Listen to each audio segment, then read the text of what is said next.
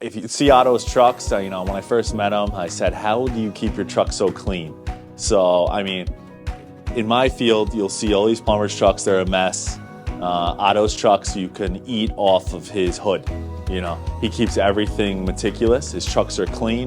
His equipment is top notch, the newest stuff. He's always renewing his equipment, always getting better equipment. And, as far as what he brings to the table with his equipment, I've worked with some of the big companies in the past. I don't think they can keep up with what he's got.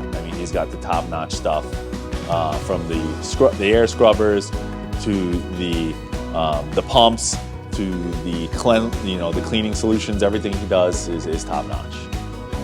Okay. If I was to summarize Jigsaw restoration in one word, it would be efficient.